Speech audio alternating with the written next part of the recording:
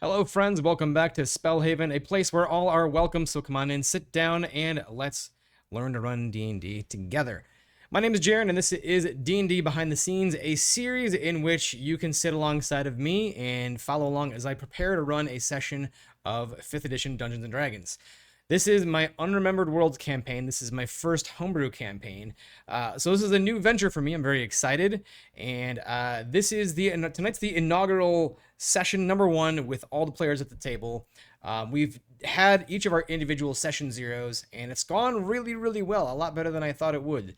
I've not had to do a whole lot of retconning. At least I haven't. I won't have to do a lot of retconning tonight in the first session. It's gone pretty well. So if you're just joining, a little bit of a reminder, what this campaign is essentially my take on the Forgotten Realms. It's a bit of an alternate universe, and characters might have an opportunity to figure out that there's something off about the world at some point in the campaign. To give it a bit of backstory, if this is your first video watching in the series, this dates back all the way to Karsa's Folly, back some like 1800 years ago, in which this powerful wizard of the Netherese Empire tried to take control of magic, and Mystra, the goddess of magic, destroyed herself, severing the connection to the weave, preventing all mankind from accessing magic for a time. I'd imagine in this version, a bunch of other deities saw what was going to happen if that was allowed to happen. And Mystra's sacrifice was but one of the things that was done. In the name of these deities had so loved their followers that they were willing to sort of break a divine contract and intervene directly. The Overlord Ao punished them by banishing them to their own world, in which they are basically a little bit less powerful. They have to walk among mankind like regular folks. With that comes a bunch of weird stuff, and that's kind of what this campaign's about. This first arc is really stolen from a character idea that I had. I just decided, hey, I'm going to use that in this, and it's going to all connect in some way. Also taking some stuff from the Radiant Citadel sourcebook, this whole idea of the incarnates, which are these crystalline beings which represent the souls of the dead, basically. So players can find out information about the world from these incarnates.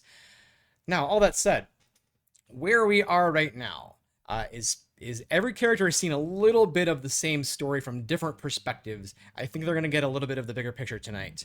So last session, well, we don't even have a last session. It was a bunch of session zeros. But just to bring everybody up to speed, our character named Roain Toole, this is where we began.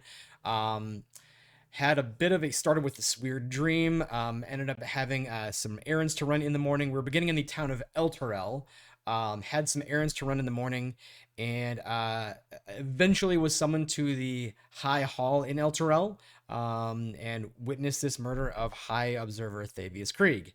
The individual that committed this murder attempted to maybe pin the blame on Rowan disappearing into some portal, and guards found this, essentially mostly believed he's innocent, although they're keeping an eye on him. Where we left off was Rowan was being escorted and followed to the most popular tavern in town, Kerrigan's Plate and Barrel. Next was our character named Neve, who is a rogue, and she began just kind of bumbling around this tavern, following and trying to find this. She was on this hunt for this creature called the Crystalline Stag. So she sort of bumbled around on the outskirts of town, trying to track this thing down for most of the day. Followed some cloven hoof tracks that brought her back to the tavern, and she met the first NPC of the campaign, this satyr girl named Rissa Longstrider. She's from a town that Rowan's also from. Eventually, Rissa was trying to take her to the secret hideout that she had, and then she witnessed Rowan being followed by these guards, and a page fell out of a book that Rowan was carrying, which happened to tie to a character that Neve's looking for. Then we had our character named Aster, halfling paladin, whose family was instrumental in rebuilding Elturel after the vampire attacks. They own a flower shop called Loft and Vine, and also a produce stall in town.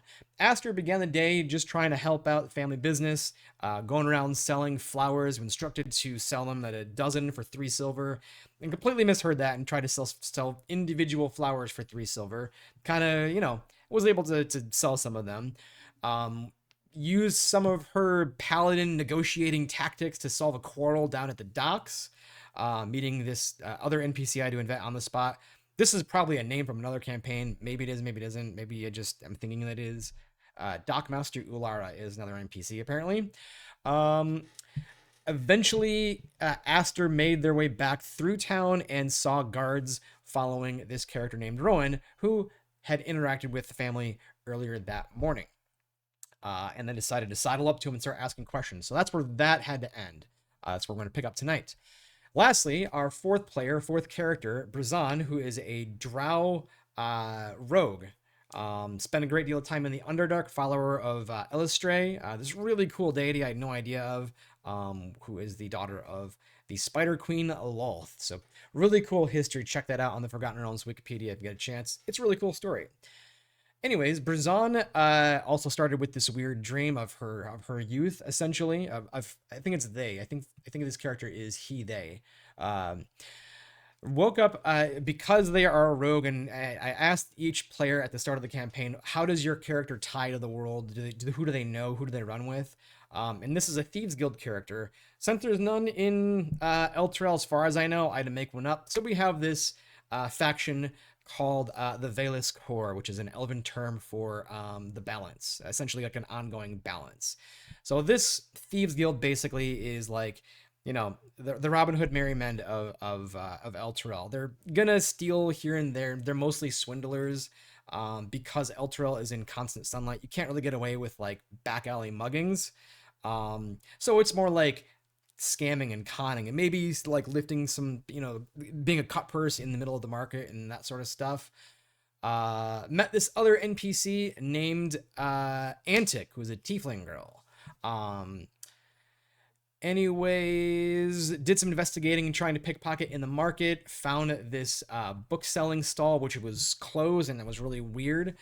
Ended up investigating Brock's Bargain Books, which is where Rowan's book came from. Eventually, using their roguish abilities, able to pickpocket and break into this book selling cart. Found out a little information that Barker Brock's had gone missing a while ago, and was seemingly it was writing some notes about a secret sequestered library, and that's kind of where that ended. I didn't want to give away too much yet. Almost got in trouble with the guards, but was able to do some fast talking and weasel their way out of it. Eventually finding their way to Kerrigan's, because that's a place that everybody's going to be at, and it's a great place to try and make some money. And then was being like the only remaining empty table in the tavern. This is where I imagine the rest of the party is going to sit down at the table. And that's kind of where we're picking up today.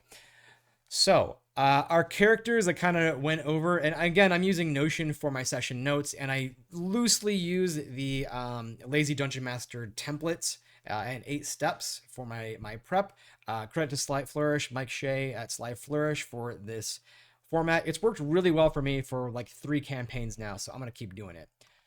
Our characters tonight: Aster Strongroot, female halfling paladin. Again, their family has strong ties to Elturel. Multiple shops helped during the rebuilding. Believes that everyone can be redeemed. So she's very. I think this also is a she character. I got to check with the player. Believes that everyone can be redeemed. Is really on the lookout for someone or a group to run and protect. Follower of Shantea, so I got to keep that in mind. I already know how I'm going to play that goddess being like a human or a person in the world. Roain Toole, male human warlock, from the town of Racine, which was a town that we had to make up, which is on the outskirts of Elturel, just on the outskirts of the Wood of Sharp Teeth. A really small, like 100-person settlement. They were doing some bad stuff there, and Rowan and his family tried to escape in the middle of the night. His family got hit with these arrows that gave them this madness. They're kind of not really able to snap out of it, and are kind of under the guard and watch of the companions. Um, anyways, Rowan from the town of Racine, really just trying to stay above the law at this point, make a better name for himself, earn enough money to help his family. As a follower of Kai Fan, who's this not so great deity, but was like the only one to reach out and help when Rowan was calling for help with his family. And I am really wanting to play this into like a long term big bad. I think what I'm gonna have Kai Fan do, I wanted to over the course of many different arcs, he's gradually having Rowan acquire different pieces that don't really seem to make any sense or relate to each other in any way, which is eventually going to allow this god that exists in the mist. Kaifan is his nature has to do with dreams. I think he's like the dream god or something. I don't remember the exact title. So Rowan experiences them in like mirrors and reflections and smoke and fog and dust kicking up. So I think Kaifan's end goal is to step into this world, and it's gonna not be very good. And we'll see how far I can get. I can get this character to do things that are kind of morally gray. Um, we'll see. I think that's gonna be a lot of fun to sort of uh, put together some pieces, and we'll see where that goes. Brazan Halul, I think is the way that this last name is pronounced. He, they, drow rogue. Um, because they're from the Underdark and are now in a city with perpetual sunlight, they kind of have a hard time seeing in daylight. They wear goggles to help protect their eyesight. Eventually want to get back to seeing the stars, or even find a way to be amongst the stars. Their backstory is they were really into working in the observatory before El Terrell kind of fell, and before the companion arrived. And also being from the Underdark, they natural sort of sensitivity to sunlight. So now that they can't do that, they want to get back to that. And is a follower of Elistre, a very, very cool goddess. Lastly, Neve Gwendor, female half-elf ranger, was from a forest to the north, I believe. Socially awkward, really trying to make a name for herself here, as she was not really looked on favorably back in her hometown, being a half-elf. Looking for an individual named Barker Brox, who we've established owns a bookshop, a book cart in El Terrell. Formerly was a guard for her family. She was told to find Barker Brox to kind of like show her the way and how to be a not socially awkward person in the world. Member of the Valus Corps, the Loose Thieves Guild of El Terrell, and follower not of Elistre. Why did I put this here? Neve is a follower of, oh, what is it? This player told me in Discord. Sylvanas,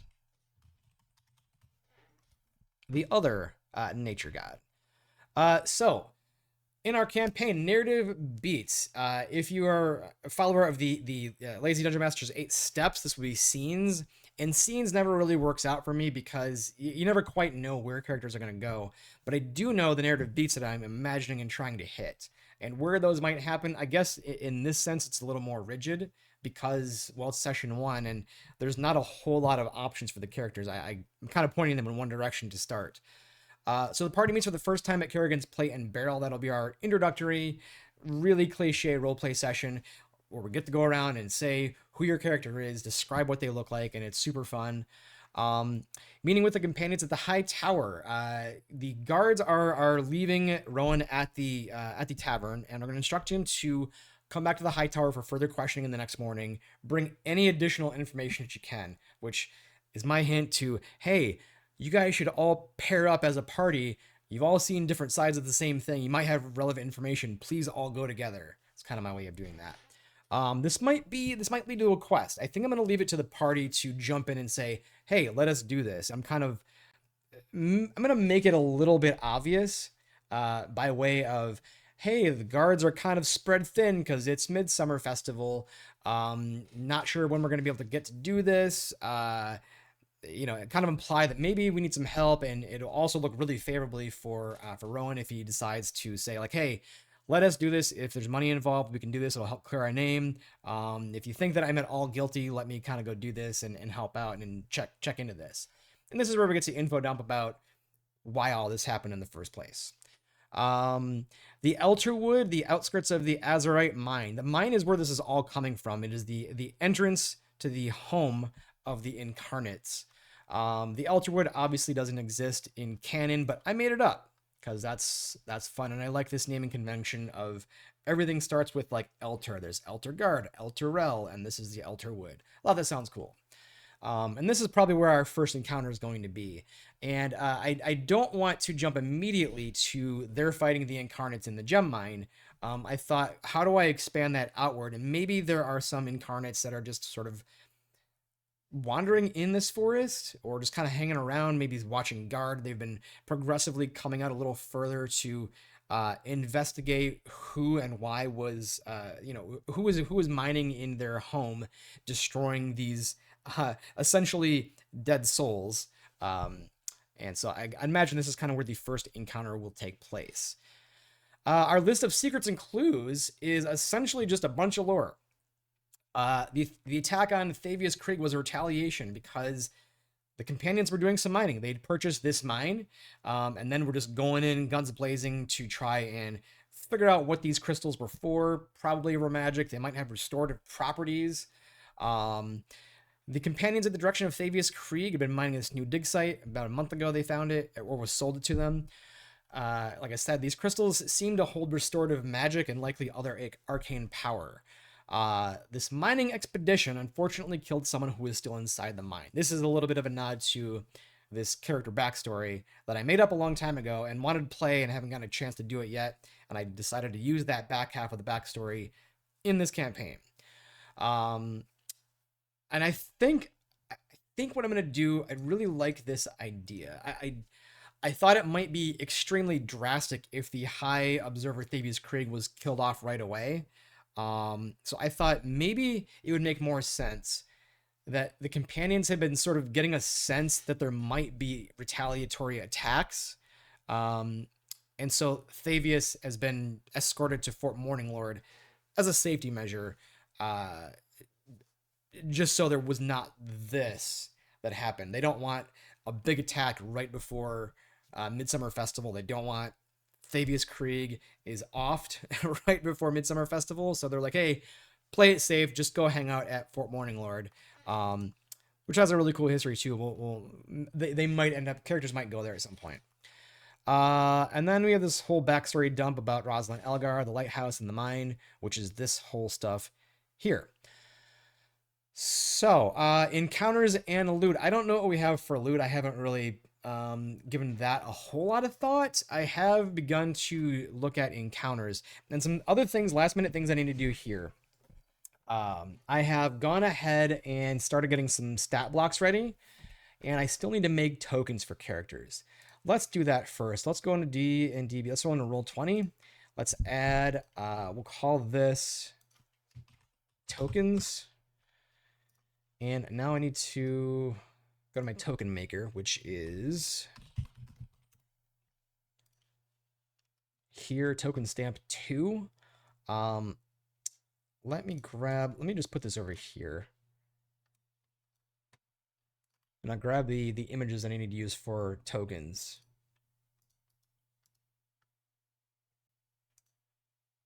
Here we go. Actually, I'm going to put this on the other screen. This is a little weird. And we'll make a new folder in my desktop.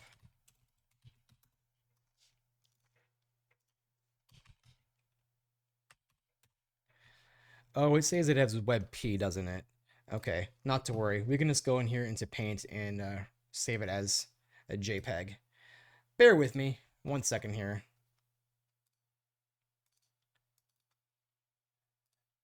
Save as JPEG. Okay, and now we come into...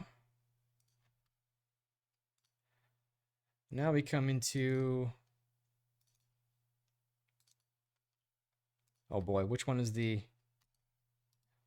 correct file? These all look the same. Let's delete the web peaks. I don't need this one. Okay, here we go. And let's change the border. I really like this website because it's very easy. I need to resize it just a little bit. think I just need to change the background color.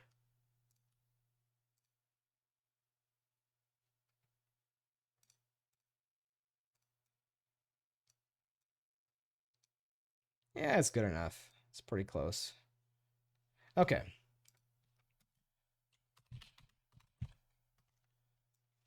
Let's bring this over here. And we got tokens.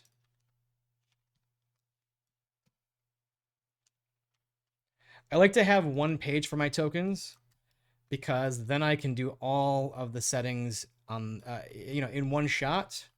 And when I'm making new encounters, I don't have to redo this again and again. So this is gonna be controlled by Neve. I gotta say that name 1,000 times in my head because I'm not gonna remember. And this player character, I think I need to open up. Let's go to D&D Beyond. Let's open up the character sheet. Go to my campaigns because I want to set up the lighting for it as well. So I need to see what sort of vision this character has.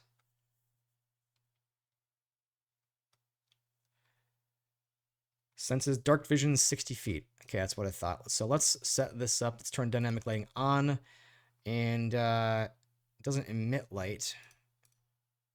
Dark vision 60 feet. And I believe I do dimming. I'll have to test this out. That should be correct. Nameplate, sure.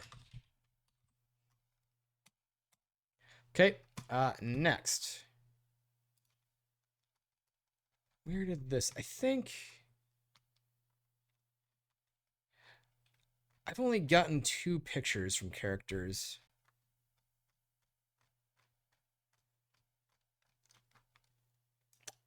Maybe we'll have to do this before we start the actual session. Oh, here we go. Here it is. Open link. This is such a cool art.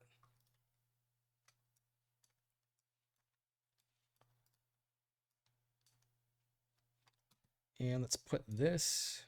Oh, good. This is a PNG.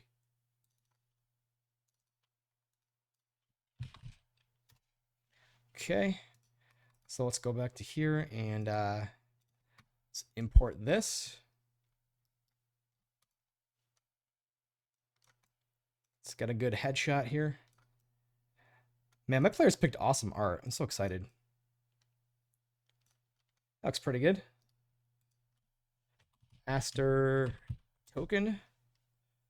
Let's go back to here.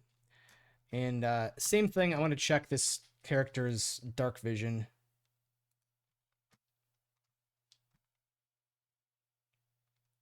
Does not have dark vision. Halflings do not have dark vision, apparently. Okay, good to know. But I still want to set that. So I still want to turn on dynamic lighting. And I also want to set a nameplate. Aster. And controlled by this player. Looks good. And we'll come back for that later. Now I also want to put, I have some monster tokens to make as well. So let's do that. I made some stat blocks based on, well, because we have this potential encounter coming up. And I made some stat blocks based on some stats that I got from Level Up Advanced 5e. And I'm kind of the opinion that, the stat block really doesn't matter so much as if you use a stat block that makes sense for whatever that thing is, it doesn't have to stay specific to like one particular type of monster. For example, I used the stat block from a Spectre to make a ghost. Yeah, they're roughly the same. Lore-wise, they're different, but I think the ghost is like a CR4, and the Spectre stat block was a little bit more level appropriate. These are level 1 characters, so and I think it's fine as long as I paint it in the right way. So I use this website, tetracube.com. This is a tool for stat block generators and magic item generators. It's really intuitive to use. I'm glad this person did this. So I went ahead and I made my own stat blocks for uh, these potential encounters. So let me make some tokens now. Um, I do want to make a guard token because it's always useful to have a guard token. I could probably... It's just sometimes hard to fit all that you want to fit in the token. That's good enough. Let's put this in the baddies folder. We'll say guard token. And I have another PNG versus WebP discrepancy. So let me just delete the WebP. And let's make a crystalline wolf. Pretty cool. Pretty cool. But again, it's just kind of hard to fit this exactly in. It's an odd shape. As long as I can get it close. We'll make the background color white. You know what? Good enough. Doesn't have to be perfect. Crystalline wolf token. And lastly, I think I need to get a new version of this because even though it looks really cool, I'm pretty sure this came from a site that uses generative AI, and I'm really not on board with generative AI. I'm not AI in general. Really not trying to go that route. I want to support actual artists, so I think I'm going to end up getting a different one for this. So placeholder for now. It does look pretty cool, but it's also AI, so it doesn't even fit in this that well. Maybe you don't get the horns. Close enough, right? Could stretch it out, and it's kind of odd.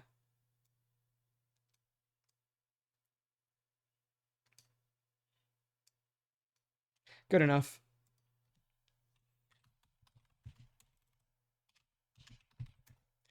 There we are. Lastly, let's put these actually on here. We have this, we have the wolf, and we have the guard. And we make sure to resize these, obviously. Whoops, not that way. That's not what we want.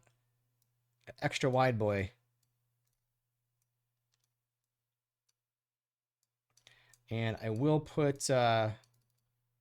nameplates on here for my reference.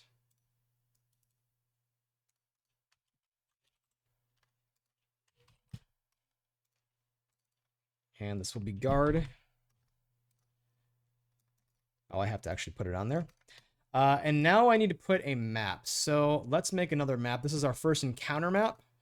And I think I have the folder open for the forest map that I want to use. Let's just check this out. I think this is the one. So all we'll really need to do is resize it and make sure that it's appropriately sized. And then grab our tokens, obviously, which I don't think I'll need to do just yet because it kind of depends on where players are. One that I would like to have somewhere is just a general city encounter map. I might do that. I'll probably end up doing that off screen. Oh, we need to... Okay, so let's move this to the map layer. And... Okay. We need to resize this. I'm going to turn this opacity down because it's kind of getting in the way. And now in order to actually resize this the correct magic way, let's go to map and right click. This is another layer, yeah. Right click, we'll go to advanced, align to grid. We'll draw our 3x3. Let's cancel that. I need to redo this again. And these are big squares. Is this really 5 feet? Sure. Line to grid. Let's draw our grid. 3x3. Get close. It's pretty good. If there's any issues with that alignment function, it's because the map doesn't start exactly in the top left. And as you can see, that's kind of what's going on here. So we can move this around. If we just hold control, we should be able to get it close. Maybe it's Alt. Here we go. Let's try Alt. I never remember if it's Alt or Control.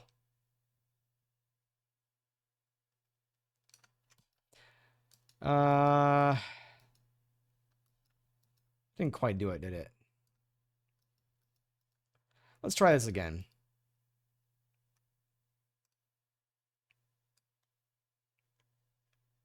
Three by three. I think we're still a little off. Okay. Let's resize it again. Sometimes this function doesn't exactly work right, and I'm not sure why. I know I was slightly off in my alignment here, but it shouldn't be that off. Okay, 1, 2, and 3. I'm sure this is the most riveting thing to watch. Hey, but this is a D&D prep, right? It's not always super exciting. It is exciting in the moment, but right now, maybe we'll just have to not have this aligned to the grid. How off is this? We can just adjust this manually until it's correct. Should be able to get pretty close. Wow, it's still quite off.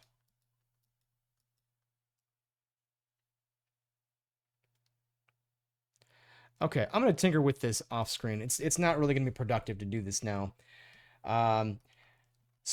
Anyways, that's the encounter and the potential future encounters. There might be some city encounters with guards. I don't know. I am gonna get that map ready to go. However, and then loot. I don't have any special loot. It's gonna be just your standard gold and whatnot. A lot of what they're being rewarded with in this session is information. So, I think that's gonna do it. I'm really excited for this first session. I'm a little nervous because it's unlike a session 0 in which it's really contained in an hour or so. But we'll see. I trust. I've trusted myself and my players, and it's gonna be a lot of fun. I'm looking forward to it. So, thank you for watching. I'm gonna give my voice a rest now. I have D&D in 30 minutes. But we'll see you in the next one. Hopefully next Sunday night, as I record these right before my sessions. Thanks so much. See you next time.